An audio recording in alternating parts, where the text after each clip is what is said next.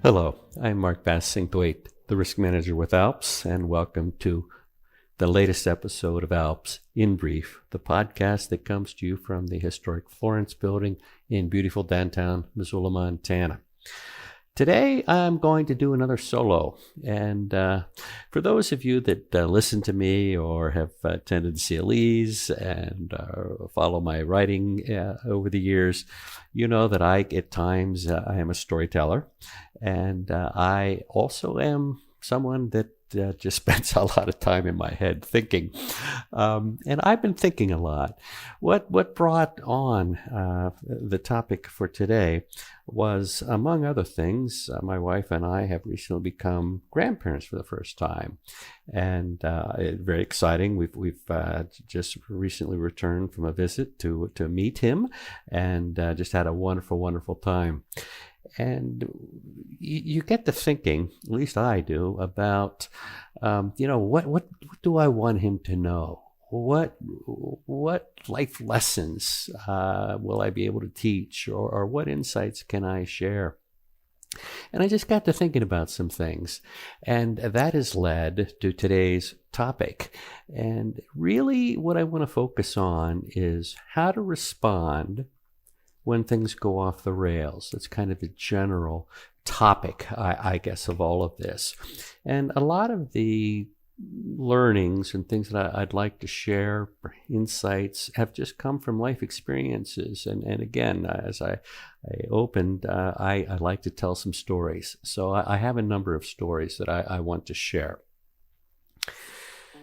The first involves a professional experience, because law is not my first career, if you will, many years ago, in fact, back in the 80s. And I was working in a welfare office in Seattle. And it's one of the largest ones at the time, anyway.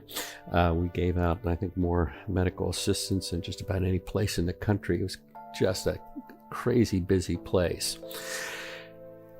At one point, I was involved training someone, and literally the first day we were that I started training with this other young fellow, I had a client come in. And you go out to this reception area. It's just full of people, just chock full, a large reception, private security all over the place. And, it's kind of a rough neighborhood. And you would have this long row of interview rooms. So I go out to the microphone and call up the person that I was to meet with. And we walk down a long row of interview rooms and sit down. And started the discussion and the process of seeing how I might be able to help another young man get some assistance. And as we progressed, this individual really got to be very confrontational, and it got pretty crazy. And I'm just sitting here watching all of this. I don't engage in situations like this. And I don't know if that made him angry or not, but what happened immediately after I'm just kind of watching, he literally stands up, picks up this circular table that we were all sitting around, and the guy I was training also rose because just wasn't sure what to do, perhaps a little frightened. And this client pinned the gentleman I was training in the corner of a room. And he's just threatening and screaming. And I'm just looking at him. And my response was, look, this is a busy day for me. It's clear you're not wanting to work with me to get anything done. Tell you what, I got so much stuff to do. I'm going to go down the hall, go back to my desk, and get to work on some other things. If and when you feel like you want to move forward here, you let them know out front, and I'll get back to it. And I literally just got up and walked out. No, I could see the guy I was training was like in a panic. Oh my God, what's going on? And trust me, I was not on my way back. to my office to work. I was on my way down the hall to get security and some assistance. Turns out I didn't even need to go that far. You could hear a voice coming from the room. Mr. B, wait. Wait. He put the chair or the table down. I came back and he just said, I need some help. And then we got to work and were able to take care of his needs. That situation really stuck with me over the years. For all kinds of reasons, but one of the things, it was an early lesson that has stuck with me ever since, and it just underscores for me the value of not letting anyone else try to take control of my emotions and how I respond. I choose not to give someone that power. And that has really made a tremendous difference for me over the years. It was such a powerful experience.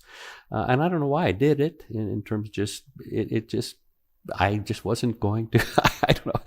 It's hard to get my feathers ruffled perhaps at times, and don't get me wrong, I certainly can get angry, but I would choose for the most part when I get angry, because it's right for the circumstance, and I have every right to be angry, and but this wasn't it.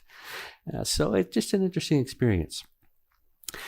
I had another situation come up a number of years later where my family and I, kids, wife, even mom, were all traveling to Walt Disney World in Florida during hurricane season. It was one of those years where there were back-to-back hurricanes. I think over the entire season they had 5 actually hit landfall in Florida. And we managed to fit a vacation and a cruise in between 2 of these storms. But on the way down, there's a little bit of a delay because of again, storms, and the whole country in terms of the traffic grid, air traffic was just in a mess. So we get in a day late, and the luggage is nowhere near to be found. It may be a day or so, and it's just a mess.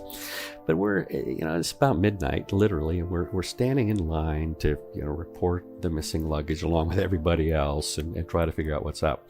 And there was a gentleman in front of us, and he was married, had a teenage daughter, and they were to be, so it's midnight, and the next day they were to be at Cape Canaveral to board a cruise ship and head out.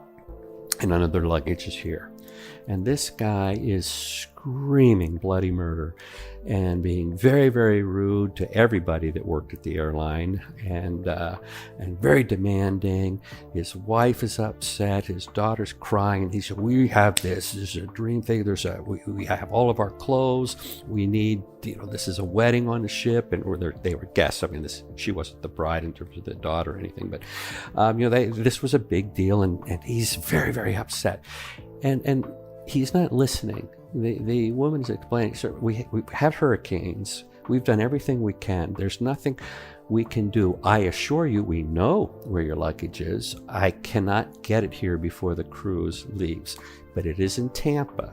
It is, Orlando to Tampa is, I don't know, depending on traffic, hour and a half tops."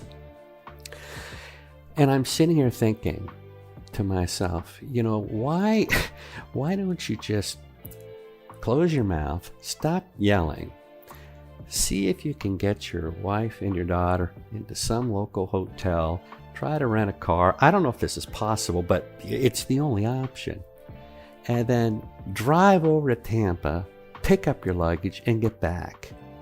It just, it's just an option that wasn't even remotely going to be on his radar. He just decided to be angry and rude. And that situation really stuck with me over the years too. And the learning for me, and it just was so, I talk about it in some of my other podcasts, listening to your life, it was so loud in terms of the message. And the message to me was rudeness and demands get you nowhere. And sometimes you're the only person that can solve the problem. Give it a shot. Now, I've been traveling for ALPS for 23 years now, and we also have, we love to vacation, have traveled abroad a few times, and all over the country for all kinds of vacations. So trust me when I say that time in Orlando with our lost luggage was not the first time I've had to deal with a canceled flight. Or changes, and when COVID hit and the shutdowns, boy, all kinds of plans got crazy. I've had my fair share of having to deal with customer support people, in both in person and online, and I have seen time and time again, particularly in person at airports, just as an example, of people in front of me, again, yelling and just screaming and trying to have things done. And I just, it doesn't get you anywhere. My response is, okay, so a flight's been canceled, and there are, it's depending on the size of the plane, anywhere from 50 to 250 people they got to rebook and deal with. And I'm sitting here thinking, do you folks not get it? The people that you're yelling at and demanding something from have nothing to do with the problem. They didn't. I had a situation where the windshield of an airplane was broken on the way down, and we had to wait overnight for a new windshield to come in. They can't fly the plane without a windshield. That just isn't going to happen. And I said, it's not this person's fault. I always approach these folks as, this is my new best friend, because I've learned over and over again, if you just treat them with some level of courtesy and polite, sometimes the first thing I'll say, man, it looks like you are having a rough day, and I know this isn't your fault. I'm so sorry that all of us are having to go through this experience, but these things happen. And I'll tell you, every single time I have treated people with just a little dignity, a little respect, a little politeness, my problem was solved in almost every situation pretty quickly. I'll be booked on an immediate flight. I've literally heard people, say 5 or 6 times ahead of me as all these people are yelling, the best we can do is Tuesday to get you out of here, and on and on and on. And then I'll walk up and just put a little smile and say, I'm sorry, you're having a rough day. And I'm on a flight 6 hours later. People will, it's just, if you treat people with respect, sometimes just solutions can appear. So I guess to me that's the learning of this one. I've learned that being courteous and polite leads to solutions for me, even where others have found none. It's just, and to me, it's just, I don't know that it should be this way necessarily, but it is what it is. People are going to respond to anger and rudeness and disrespect differently than they are going to respond to when someone has some compassion and takes the time to be polite and takes the time to wait. So to say, I'm sorry, this may take another 10 minutes. Ma'am, please don't worry. I got all the time in the world. You are helping me. It's good. Relax. We're fine. So something to think about. I also can share that, my wife and I now, we've been married 20 years, coming up on 21 here pretty soon, in fact. But we're a Brady family. A number of years ago, we went through this challenge of trying to put a step family together, And I'm proud to say we did that very successfully to this day. Our kids, in terms of the step kids, everybody views each other as family. In other words, and and they're all long since gone and independent and have families of their own. Some of them, and everybody still is very, very close, and we are a family. I will tell you, that's not easy, and there are challenges. But one of the things that I learned out of this whole experience was the value of playing what I have come to call long ball in terms of building relationships, maintaining relationships. And to me, it's sometimes, this is what I guess I should say, what I discovered. Sometimes it's worth losing in the short term. Whether there's a debate or an argument or, just a disagreement, it's worth losing in the short term sometimes, or even just learning to give a little, to negotiate and find a solution here in order to eventually gain a lot more. It's a concept, this idea, this notion of long ball, as I call it, has been truly in so many ways a game changer for me in terms of how I try to live my life. And sort of, again, I've talked about this long ball as a learning from the experience, but I want to really describe what I mean by long ball and how that learning has come about. And really what it's about is saying, I've come to appreciate that you really, and I'm speaking, personally, I really want to try every chance I get to not allow someone else to pull me in to dealing with some irrelevant or ultimately, irrelevant kind of issue.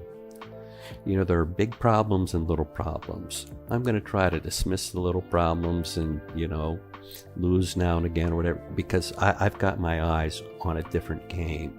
I'm looking long term. So it's about not taking the bait and staying engaged in every single minor issue that someone wants to keep me engaged with.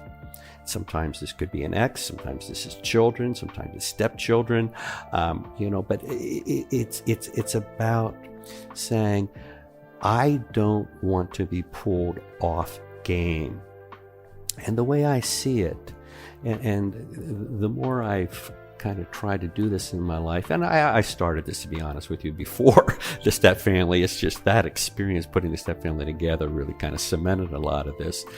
But in my experience over the years, so many times people who are being confrontational really are playing a very short game. They want the win and they want it now. And they may keep doing it over and over, hoping to, keep engaged with this dysfunction, or, it may give them a sense of power. I don't know. Everybody's different. But I just choose not to play that game. I choose to focus long term. So what is the point? And I want to sort of summarize some of the learnings here and take it up a notch in terms to a bigger picture. Why are these stories that I've just shared, the insights that I've just shared, important to me?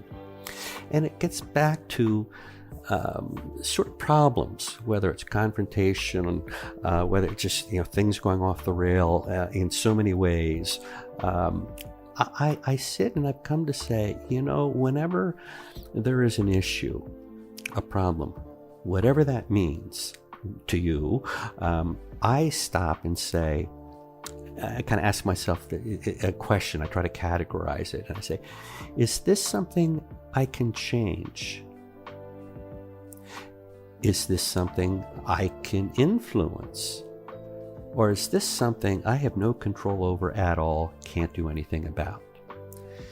Once I make that determination, I will sit and say, okay, now my goal is to try to spend the most energy of what I have on things that I can change. I will try to spend some energy on things I can influence. And I try to spend no energy on something I can't do a darn thing about. And it's very difficult at times to do that, but I really believe there's value in sort of running through that analysis. So these are some personal things that I've been sharing and some insights that I think are very valuable. I'd love our grandson to hear at some point, of course, when he's old enough to appreciate what I'm even talking about. But these are things I've talked to my children about and have tried to teach and give them some tools because I have found them to be very, very valuable. But I can also hear you saying, okay, so what's the point here, Mark? In terms of context of a podcast on a risk management resource site here for malpractice insurer. What's a fair question? It is a fair question. And here's what I would encourage you to think about. The context of these learnings, that's changed from my personal experience to the context of being civil in the practice of law. Confrontation is out there. There are some lawyers that really practice incivility in a very significant way and are very intentional about it. But when I look at saying, okay, when faced with rudeness, with uncivil behaviors, in my mind, in my experience, the perfect foil to that is formal politeness, which, by the way, is the definition of civility. But I tend to state it in a slightly different way. Instead of using the word formal politeness, I try to be intentional with my politeness. Now, I'll be the first to admit that I remain a work in progress with all of this. But the better I get at it, the more I practice it, the greater the benefits I see and experience. And, it even starts to change little things around me. Others become more polite. It just kind of spreads. It's like, maybe it's a little bit like, I think when you yawn, I think our little grandson, you can yawn a little bit, then, he'll yawn, it's contagious. So I just encourage you to think about that, because a lot of times when things go off the rail, others are trying to have some power over us to control the situation, whether it's in a courtroom, in a deposition, in a negotiation. Clients could be playing this game, all kinds of things, all kinds of places this can come up. So I encourage you to give some thought about being intentional with civility. And for one last reason why, as I like to say, again, for you regular folks that know sort of the way I tend to talk and the way I summarize things, as I see it, to do it any other way is just wasting energy. Life is too short as it is, so there are just a couple of thoughts. In some ways, I've shared some things that I look forward to years from now, sitting down and having a conversation with our grandson and sharing some of this and hoping that may be of use to him. But until that time, I hope this will be useful to you as well. So thanks for listening. Hey, it's been a pleasure. Have a good one, folks.